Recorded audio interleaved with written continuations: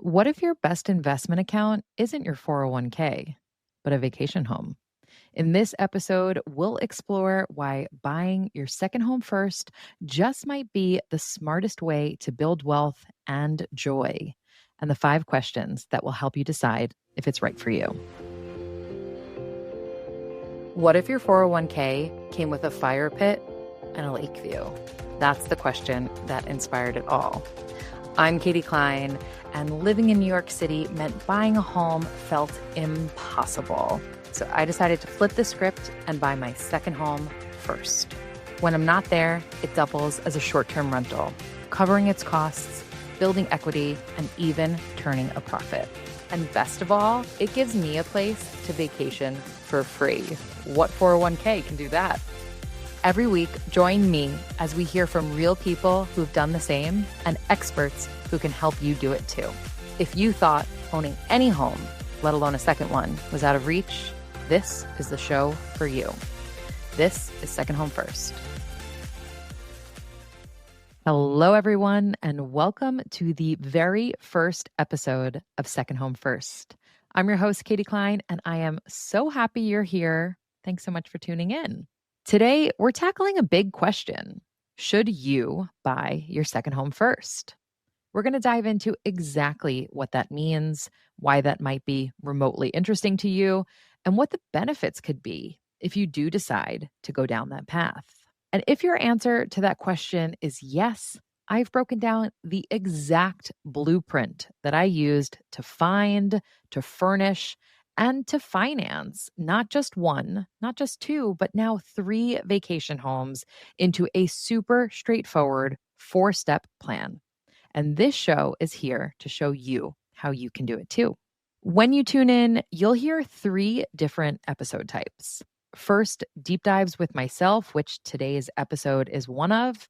This is where I'll go super in depth on one specific topic, and I'll explain exactly how you can do it yourself. Second, I'll be interviewing experts from every step of the second home first process so you can really understand what they bring to the table for you. This is people like mortgage lenders, real estate agents, interior designers, professional cleaners, management companies, and so much more. We have an incredible lineup of experts coming soon. And third, real stories. We're going to talk to real people who have also bought their second home first and hear what went well for them and maybe what didn't. I'll also talk to people who are just getting started, people who want to buy their second home first, and you'll hear me coach them through common questions like, where should I buy? How much money could this vacation home make? And how can I afford this? But before we get started today, pause this episode and head to my website, buyyoursecondhomefirst.com/quiz to help you decide if buying your second home first makes sense for you. That's buyyoursecondhomefirst.com/quiz. And I'll also put the link in the show notes. In addition to getting your answer, you'll also receive my free starter kit, which will guide you through the immediate next steps you can take to get one step closer to owning your dream vacation home. I also run a free weekly email newsletter with practical, tactical tips to teach you how to buy your second home first. So feel free to sign up for that while you're there. Okay, so today I want to start by asking you a question. What comes to mind when you hear the phrase second home?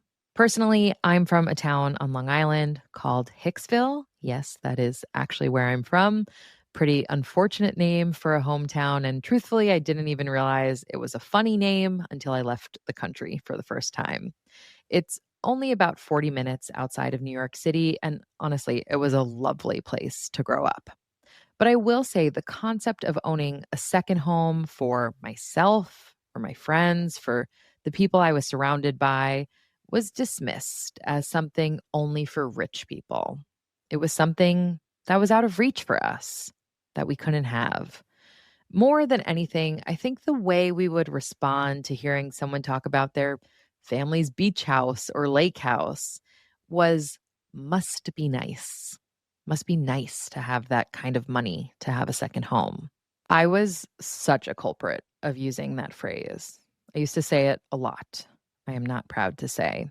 But as I've gotten older, it's a phrase I've really come to despise. Because when I shrugged something off as must be nice, I was essentially telling myself that this was something I couldn't have, which meant I never really stopped to ask that one question that could have changed everything. How did they do it? Or more importantly, how could I do it? And once I started to get curious, I was then able to get creative. I was able to find a way that even I, an average person from an average town called Hicksville, could afford a second home. And now that I've seen what's possible, I'm here to show you how I did it. I'm here to demystify it. And mostly, if it's something you're interested in, I'm here to show you how you can do it too. When we talk about the American dream, I think we all know what's meant by that: to own your own home. For about 16 years of my adult life, I have rented apartments. I have lived in big cities, New York City and London, and I've lived in 7 different apartments over the course of those 16 years. And 2 times I had to move not by choice of my own. One time my landlord was selling, and the other, my landlord was just tired of dealing with a cranky neighbor. So I understand how much merit the American dream has: to not have to move, to not have to box up your stuff and uproot your life unless you want to. I want to live in a home where I'm building equity, where it appreciates, a place that no one can take away from me. Well, except for maybe the bank if I'm not paying my mortgage. But all joking aside, the reality is today, owning a home has never been more out of reach. And this is particularly true in big cities, in high cost of living areas. A recent study from Bankrate showed that renting is now more affordable than buying in all 50 of the largest US metros. All 50. That means what we can get for our money when we rent is far superior to what we can get for our money when we buy. Our money goes further when renting. Most of you listening or watching are probably nodding your head. You know this, you live this. It's obvious to us city dwellers. But let's just go through a super quick, high level example with real numbers to prove the point. I currently pay about $4,000 a month to rent my 2-bedroom, 2-bath apartment in Astoria, Queens, in New York City. If I wanted to buy something comparable here, I would be looking at a monthly payment between $5,800 a month and $7,300 a month. That's up to $3,300 a month more than what I'm paying. And of course, that increase would be after I forked over a hefty down payment, around $185,000 if I was putting 20% down on a place that cost $925,000. That's crazily what it would cost to buy a comparable space in my neighborhood. And honestly, that's the low end of the purchase prices. That hefty down payment doesn't include closing costs, which would be about $37,000 on top of that. Quick side note on closing costs. On 2 of the 3 vacation homes that I own, I was actually able to get the seller to cover our closing costs, a huge savings. So be sure to come back to our financing episodes that are to come to learn how to do that too. Price-wise, you get the point. Buying is currently way more expensive, way more money in New York City than renting. If you're someone like me who dreams in Excel, check out the link in the show notes for an exact breakdown of numbers, but you get the point. In addition to the cost, we all know that renting provides far greater flexibility than owning. You're able to move with far less headache than selling would bring should your life circumstances change or you just want to try something new. Plus, of course, repairs are the financial responsibility of your landlord, not your own wallet. But I know what you're thinking. Isn't renting just throwing money away? A famous dig that's been slung at us by baby boomers since pretty much the day we've been born. And I get it. Part of that astronomical mortgage payment every month would be going towards your principal. It would be actively building you equity, and that's wonderful. But with the numbers I shared, most people, including myself, are really left with only two options. One, downsize, or two, move someplace cheaper. Quite frankly, both of those options suck. What if, for whatever reason, you can't downsize or move? Or what if you just don't want to? Maybe you love living where you live, but that doesn't change the fact that you can't afford to buy there. And that is where the idea of buying your second home first comes in.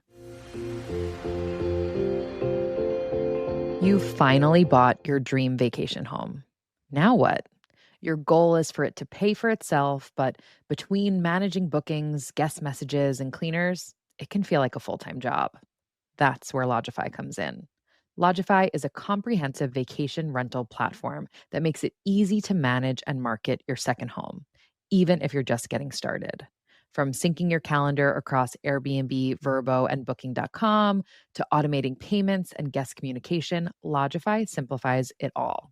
It's built for beginners and comes with free one-on-one onboarding to help you get up and running fast. To make your second home start working for you, visit the link in the show notes and use code SHF20, that's S as in second, H as in home, F as in first, 20, to receive an additional 20% off their yearly and bi-yearly plans. If you're listening to this show, I know making memories with family and friends is super important to you. And that's why I'm excited to introduce you to Flightographer. Flightographer connects travelers with local photographers in more than 350 destinations around the world. But it's more than just a photo shoot. It's a way to capture meaningful memories and experience a place through a local's lens. When I look back on past Flightographer photo shoots I've done, I don't just see pictures, but special moments preserved. I remember the feeling of that day and the story behind every shot. Whether you're celebrating a milestone birthday, a family vacation, or a special getaway to your second home, Flightographer is there to capture the moments you never want to forget. To book your own Flightographer shoot, visit the link in the show notes and use code SHF25, that's S as in second, H as in home, F as in first, 25, to get $25 off your first shoot. When I was finally ready to rent out my vacation home, I had no idea what to charge guests. Thankfully, that's when I found Price Labs, a dynamic pricing tool that helps me automate pricing like a pro. It's simple. Price Labs uses real-time data to automatically adjust my rates based on local demand, nearby events, and booking trends. It's easy to use, lets me set my own minimum and maximum prices, and keeps my pricing smart and competitive without any manual work. If you want your vacation home to pay for itself or even turn a profit, you need Price Labs to help you get the most from every booking. Visit the link in the show notes and enter code SECONDHOMEFIRST, all one word, for a 30-day free trial plus $10 off your first invoice. I want to share a bit about how I ended up buying my second home first, because as much as I'd love to say otherwise, this was by no means a master plan. But now that this has happened this way, I truly feel like I tripped into the world's best investment strategy. So here goes. My husband and I had been living in the UK, in London, for about 6 years, and we absolutely loved it there. But unfortunately, my mom is really sick, and we decided we needed to move back to the States to be closer to her, to be closer to my dad. There was a lot of upheaval in our life at that time, not to mention we had had our daughter about 10 months before we were moving home. She was born in the UK. And really what we thought to ourselves at that time was, I can't possibly make another big decision right now. Life was too complicated, and I'm sure you all can relate when there are just so many things up in the air. So we decided to take one decision off the table and move back to Astoria, Queens in New York City, where we had been living before we moved to the UK. We had liked living there, and it's very close to my mom and dad. But a lot had changed in 6 years, both with us and with the neighborhood. We didn't know if we were still going to like living there, especially now since we were returning as parents this time. Did we want to raise our family there long term? There were just a lot of unknowns, and we liked the flexibility that renting provided. More than the flexibility, we liked the affordability that renting provided. Because the home prices in New York City, as we just discussed, which will come as a surprise to no one, are astronomical. As an example, in September, Realtor.com noted that the median sold price in Manhattan was $1.3 million. I mean, how can you find a starter home at that price point? So instead, my husband and I decided to do something untraditional. We decided to rent our apartment in Astoria to live in and buy a home 3.5 hours outside of the city in upstate New York near Lake George. The median sold price in the county where we bought was in the 300,000s. That's $1 million less than the median sold price in Manhattan at the same time. So right away, you can see how this is drastically more approachable. It's a much more attainable place to get onto the property ladder without having to relocate. In addition to the lower purchase price, we liked the idea of having a place we could go to make memories with family and friends.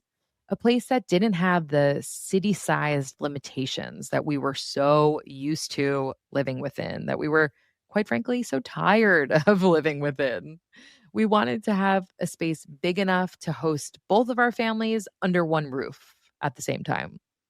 A place where we could gather around a fire pit on a warm summer night or toast milestone birthdays without worrying about noise complaints from neighbors. Fellow city dwellers, I am sure you know what I mean.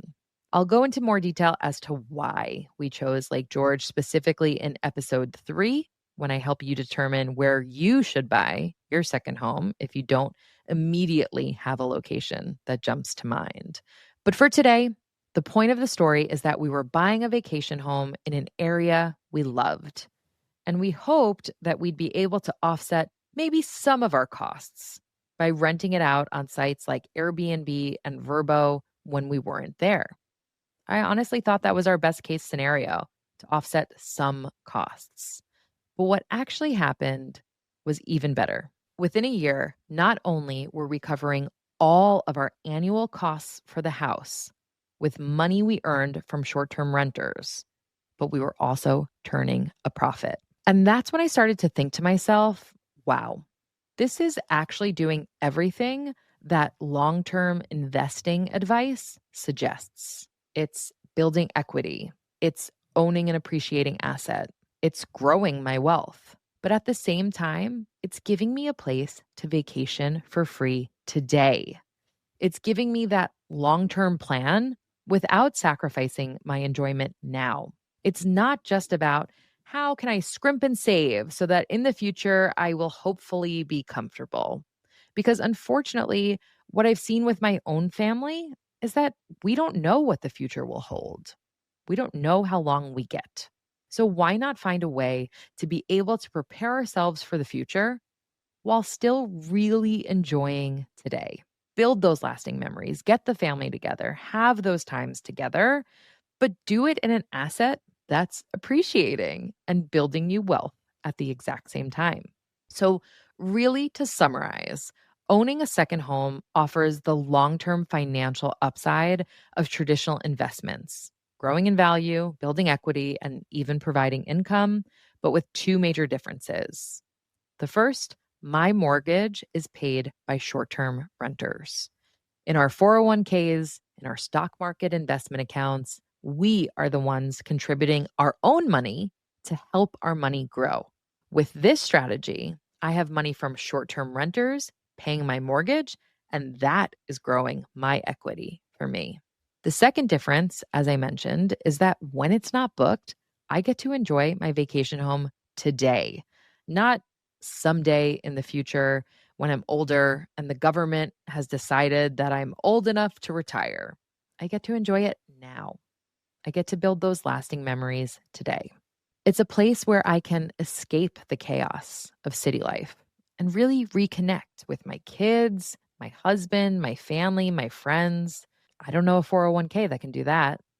If you've gotten this far in the episode and you've taken the quiz on my website and you're still not sure if this is or isn't the path for you, here are 5 questions that can help you decide. Question number 1, is renting cheaper where you live than buying? As you saw in my New York City example, as the kids say, the math isn't mathing. You can get so much more for your money renting here than you can by buying. So I encourage you to think about that for yourself. If that is indeed the case, then question number 2, are you willing to downsize? And can you downsize enough where buying becomes more affordable than renting? If the answer to that is no, then the third question you should think about is, can you move someplace cheaper? More importantly than that, do you want to move someplace cheaper? If you're thinking that in the next 6, 12, even 18 months, you're going to move elsewhere and you know that affordability is much better there than where you're currently living, maybe this isn't the strategy for you. Maybe you want to save your money so you can have that down payment ready to go. But if you really like where you live, if you're not interested in moving someplace else, or if the place you want to move to is equally expensive, this might be worth considering. Question number 4, do you like returning to the same place over and over again? When I was younger, I never wanted to go back to the same place twice. I always wanted to go someplace new, someplace different. But quite frankly, as I've gotten older, that started to change for me. I see the value in getting to return somewhere, to get almost under the hood of a destination and get to know it better. And I like the balance that this brings. I can still plan some trips to new places while getting the perks of returning to an area I've fallen in love with. And 5th and final question for you, how do you feel about investing in real estate? I think for some of us, it's really exciting. Personally, I've always dreamed of owning real estate. I just never thought it would be possible for me given the cost of living in New York City. I love homes. I scroll Zillow and Redfin like their social media. It's an asset class I really believe in, and it's something I'm more excited to invest in than crypto or the stock market. So ask yourself, does real estate feel more like an opportunity or an obligation? If you take just one thing away from today's episode, let it be this. Buying your second home first isn't just about investing in real estate. It's about reimagining what's possible. It's about owning something that builds your future while enriching your present. It's a reimagining of the American dream for today's economy. And most importantly, it's our opportunity to step into our own version of must be nice. Thanks for listening to Second Home First. If you liked what you heard today, be sure to sign up for my free weekly newsletter at buyyoursecondhomefirst.com, where I share the simple 4-step strategy to help you do the same. If you have a minute to subscribe, rate, or review the show, or even send a favorite episode to a friend, that would mean the absolute world to me. And if you want to be a guest on the show, have a question you want answered, or a topic you think I should cover, send me a note at hello@buyyoursecondhomefirst.com or on social media at buyyoursecondhomefirst. I personally read and respond to every single message. Once again, I'm your host, Katie Cline, and I can't wait to see you all again next week. The content shared on Second Home First is for educational and informational purposes only. Please consult a licensed financial advisor before making any investment or financial decisions.